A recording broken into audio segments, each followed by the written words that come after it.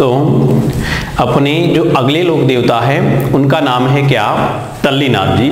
तो सबसे पहले तो अपन ये देखेंगे कि ये भाई जो तल्लीनाथ जी हैं ये कौन थे, ठीक। यानी तल्लीनाथ जी के बारे में अपन देखते हैं कि तल्लीनाथ जी कौन थे। तो मित्रों अपन बात करें ये तल्लीनाथ जी की, तो इनसे पहले हमने पढ़ा था मल्लीनाथ जी, ठीक। क्या पढ़ा था अपन ने, मल्लीनाथ जी। और मल्लीनाथ जी के भाई थे जिनका नाम था बीरमदेव। तो मल्लीनाथ जी जो है इन्होंने खुद के बाद में अपने पुत्र को राजा नहीं बनाया। मल्लीनाथ जी ने किसको राजा बनाया, अपने भाई बीरमदेव को। और ये जो बीरमदेव है ये जोइया राजपूतों से, यानी जोइया जो नागौर के जो राजपूत थे उन्होंने यानी बीरमदेव जी के ऊपर क्या किया, आक्रमण किया। और ये जोइया राजपूतों से लड़ते हुए वीर गति को प्राप्त हो जाते हैं। कौन, बीरमदेव जी। अब ये बीरमदेव के दो पुत्र थे, एक का नाम था चुंडा। क्या नाम था, चुंडा, जो आगे जाके यानी मारवाड़ के शासक बने, मारवाड़ के राजा, ठीक। और बीरमदेव के एक पुत्र का नाम था गोगादेव। गोगादेव या इन्हें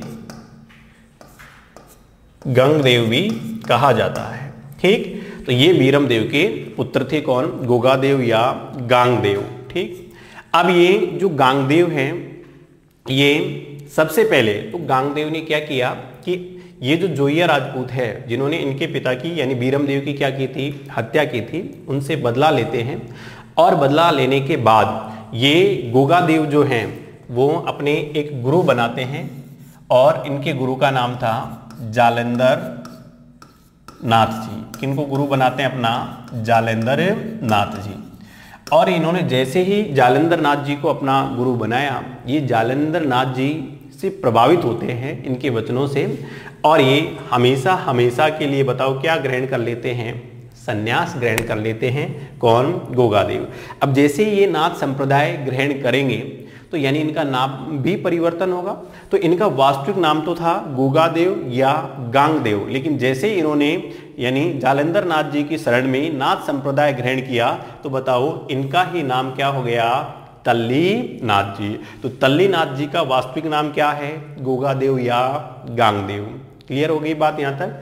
फिर यानी इनका नाम हो गया क्या, तल्लीनाथ जी। और ये गांगदेव जो थे या गोगादेव जो थे ये बताओ कहाँ के सामंत हुआ करते थे उस समय। तो एक ठिकाना पड़ता था शेरगढ़ ठिकाना, और ये जो शेरगढ़ ठिकाना है ये कहाँ पड़ता है, जोधपुर में। यहाँ के ये उस समय क्या हुआ करते थे, सामंत हुआ करते थे। कौन, गोगादेव या गांगदेव राठौड़। क्लियर है। फिर इसके बाद में यानी जालंधर नाथ जी से प्रभावित हुए, इनका नाम तल्लीनाथ जी पड़ गया। और इनका जो मंदिर है, इनका जो प्रमुख पूजा स्थल है वो है पांचोटा। और ये पांचोटा की जो पहाड़ी है ये पड़ती है कहाँ पर, पांचोटा ये पड़ती है कहाँ पर, तो ये जालोर, यहाँ पर इनका मंदिर बना हुआ है। क्लियर। और यहाँ पर जो ये मंदिर है, यहाँ की जो खाली भूमि है यानी मंदिर के आसपास की जो खाली भूमि है उन पर इन्होंने वनों की कटाई पर बैन लगाया, प्रतिबंध लगाया। और इन्हें यानी तल्लीनाथ जी को बताओ क्या कहा जाता है, इन्हें ओरण का देवता भी कहा जाता है। क्या कहा जाता है, ओरण का देवता।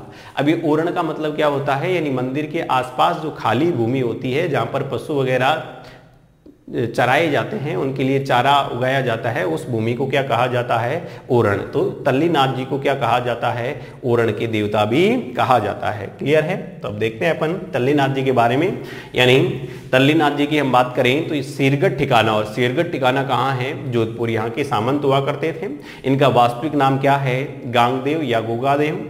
और इनके पिता का नाम था क्या, बीरमदेव, जिनकी जोइया राजपूतों के द्वारा क्या कर दी गई थी, हत्या कर दी गई थी, जो मैंने अभी आपको कहानी में बताया है। इनके गुरु का नाम यानी तल्लीनाथ जी के गुरु का नाम है क्या, जालंधर नाथ जी। और इनका मुख्य पूजा स्थल जो है वो कहाँ है, पांचोटा। और पांचोटा कहाँ पड़ता है, जालोर में। क्लियर है। और जालंधर नाथ जी के उपदेशों से प्रभावित होकर ये प्रकृति प्रेम हेतु हमेशा हमेशा के लिए क्या धारण कर लेते हैं, संन्यास धारण कर लेते हैं।